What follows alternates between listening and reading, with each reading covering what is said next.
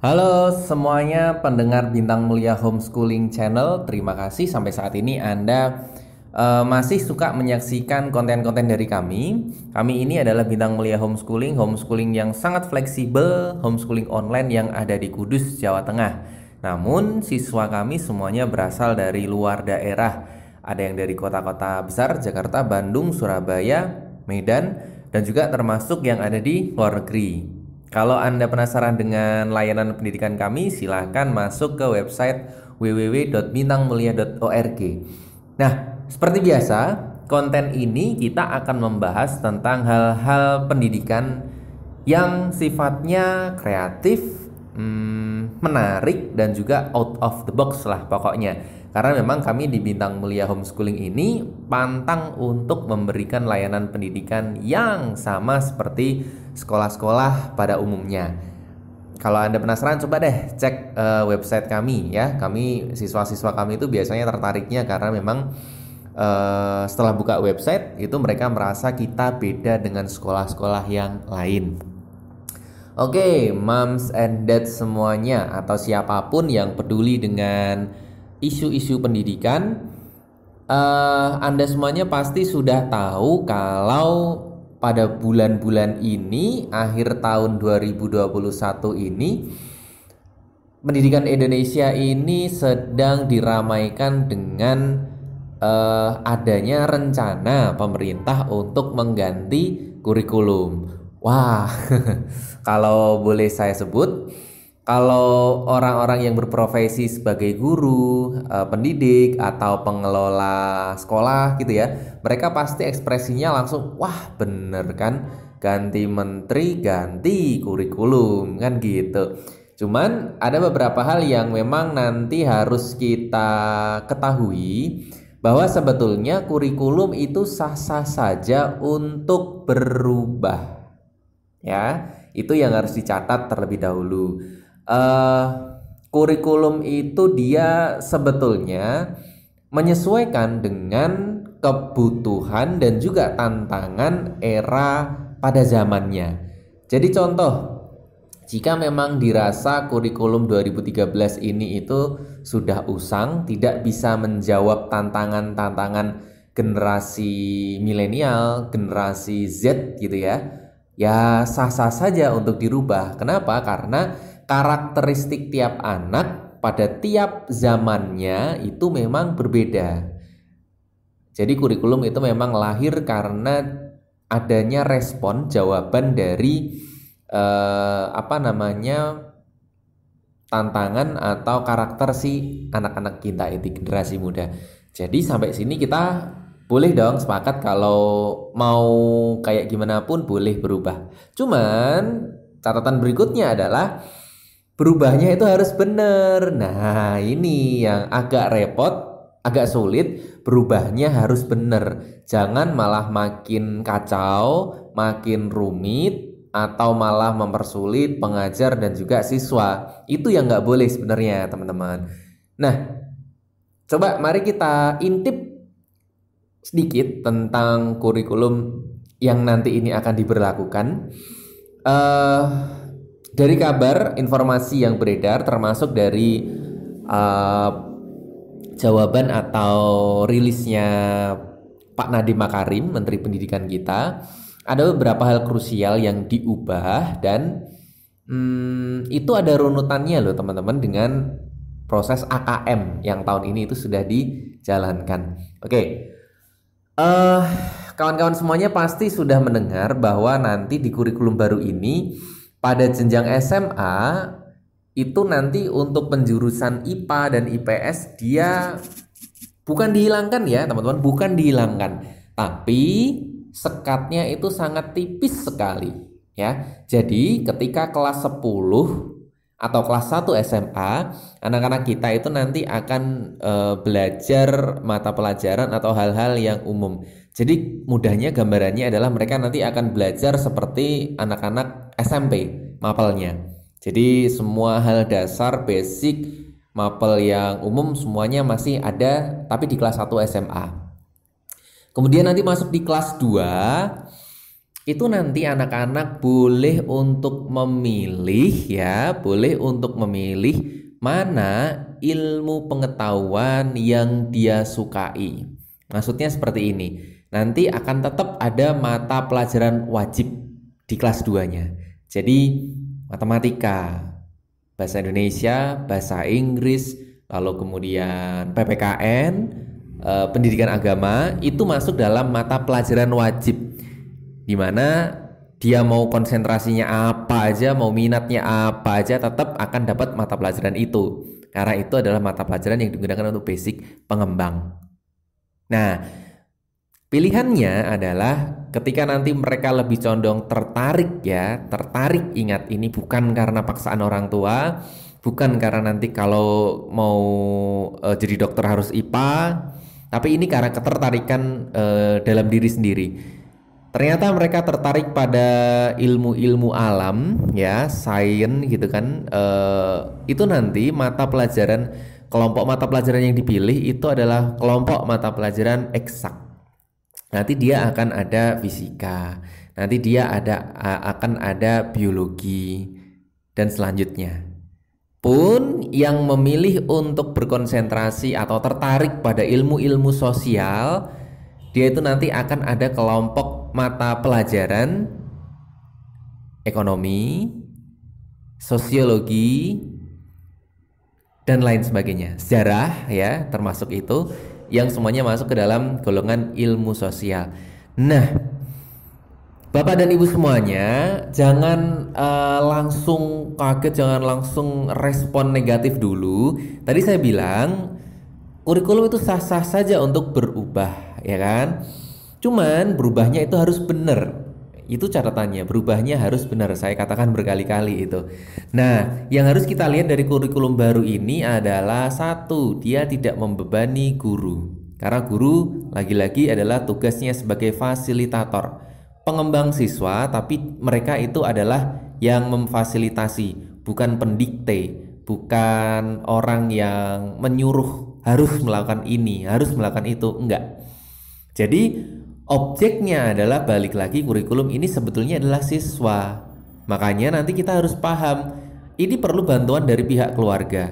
Mindset keluarga, mindset orang-orang yang ada di lingkup rumah ini juga harus berubah. Tadi saya mengatakan yang diarahkan ini sebetulnya adalah minatnya anak-anak, ketertarikannya anak-anak, ya kan? Makanya jangan ada lagi nanti, minta tolong lah banget ini orang tua harus tahu. Jangan ada lagi nanti paksaan, kamu pokoknya harus masuk IPA karena kakakmu kuliah di kedokteran. Kamu nanti pokoknya kuliahnya harus di teknik karena papahmu itu adalah sarjana mesin, misal. Gak boleh kayak gitu.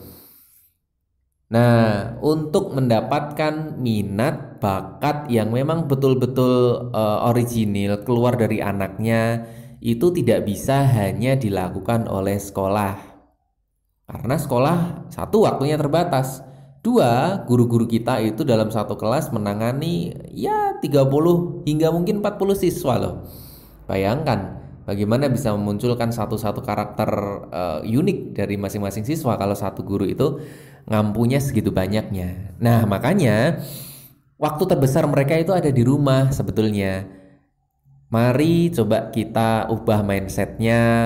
Ya, cobalah untuk menundukkan ego kita kalau saya bilang ya. Coba kita untuk pahami ini anak sebetulnya dia matangnya di mana. Dan mari kita fokus pada hal yang memang betul-betul unik dalam dirinya.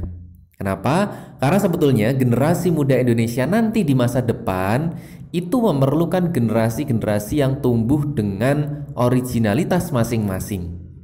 Lah kok bisa? Maksudnya gimana? Coba mari kita lihat. 3 tahun belakangan ini profesi-profesi baru yang dulunya itu belum pernah sama sekali diduga, ternyata sekarang itu muncul loh, dan tetap menghasilkan uang, ya kan? Dan tetap menghasilkan uang, itu yang penting. Nah, kalau dulu banget kita tarik jauh ke belakang, mungkin katakanlah 5 atau 10 tahun yang lalu, gambaran untuk menjadi seorang yang profesional itu pasti nanti akan jatuh pada pilihan pekerjaan yang sifatnya adalah formalistik.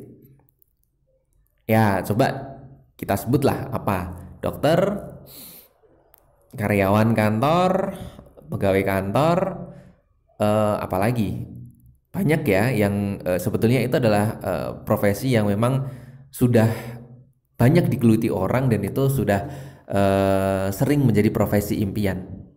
Nah, pertanyaan saya adalah, bukankah ini nanti akan menyakiti hati anak-anak kita yang kebetulan ternyata ketika mereka dewasa, harapannya mereka ingin menjadi pegawai kantoran, pegawai bank yang notabene mereka uangnya banyak, rapi, bersih, wangi, tampilannya bagus.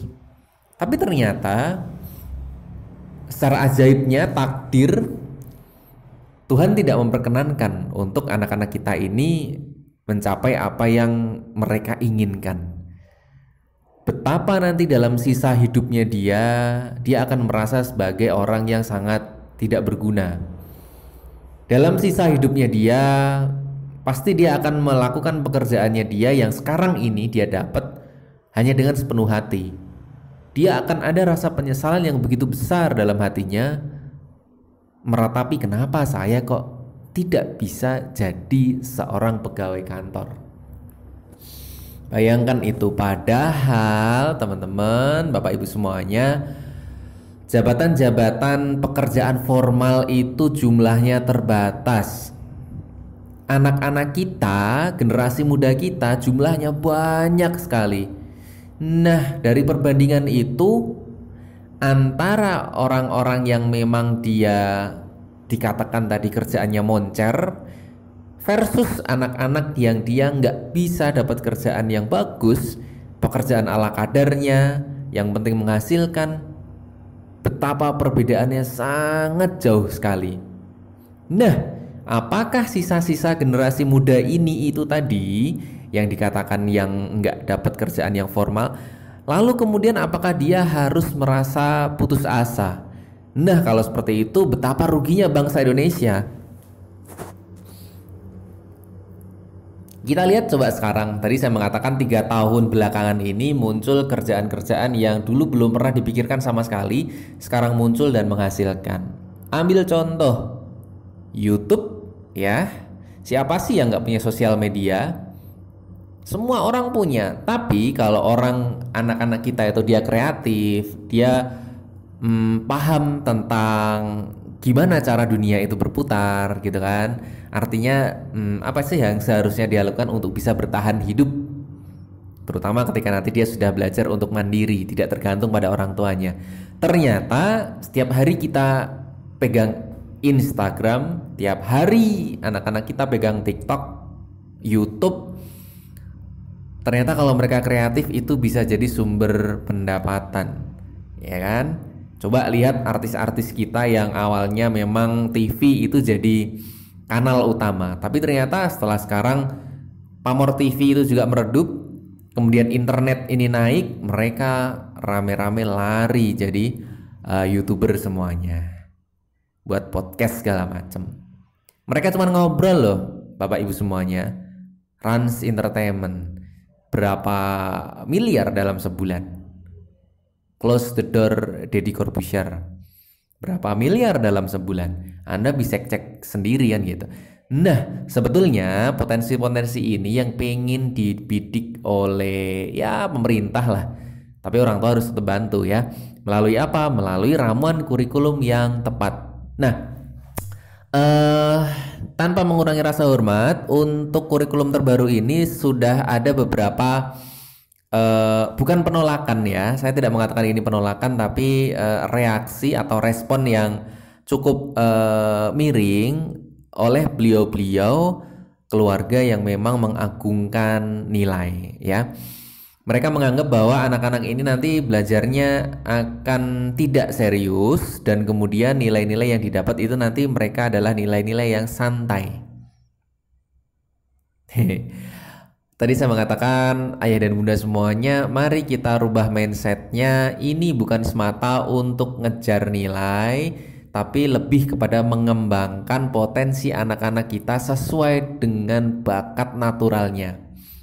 Nah, kalau memang anak bapak ibu semuanya adalah memang tipe yang akademis, ya sangat nggak ada salahnya loh. Artinya belajar gitu kan, hafal rumus ini itu, hafal teori ini itu, pakar ini itu nggak masalah karena memang dia eh, segi otaknya adalah yang akademis banget, nggak masalah. Nah, akademis ini itu memang biasanya nanti cocok untuk lanjut sampai nanti dia mengembangkan diri pada tahap yang paling oke. Bisa menjadi pengajar misal, dosen, peneliti, macam-macam kan. Tapi kan Anda itu nanti tidak terganggu dengan adanya ramuan kurikulum ini sebetulnya. Karena apa? Karena memang utamanya itu anak-anak itu dia diupayakan untuk mengembang sesuai bakat dan minatnya. Nah, silakan semuanya dicoba untuk cari sesuatu yang oke terhadap anak-anaknya ini. Ambil satu poin saja yang memang betul-betul bisa dikembangkan, lalu kemudian kurikulum baru ini siap untuk disambut. Dikritisi boleh, tapi jangan ditolak dulu mentah-mentah. Kenapa? Karena sebetulnya background Pak Nadiem Makarim sebagai Menteri Pendidikan kita, kalau saya rasa sih ini ada campur tangannya atau ada ya ada sense-nya lah untuk kurikulum baru ini. Kenapa? Karena beliau bukan dari akademisi, beda dengan menteri-menteri kita sebelumnya. Beliau profesor, doktor, rektor ini, dekan itu, pemimpin ini. Beliau ini murni dari praktisi, di mana mereka lebih menilai bahwa dunia berputar dengan begitu cepatnya. Perubahan itu harus direspon dengan adanya hal-hal yang sangat fleksibel, sehingga terciptalah slogan Kampus Merdeka, Belajar Merdeka. Oke teman-teman, terima kasih. Yuk kita nanti ngobrol, tulis deh di kolom komentar gimana menurut pendapat teman-teman ya.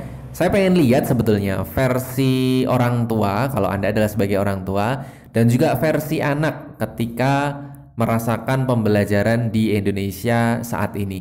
Terima kasih, sampai jumpa nanti di podcast berikutnya. Tetap cek Bintang Mulia Homeschooling Channel.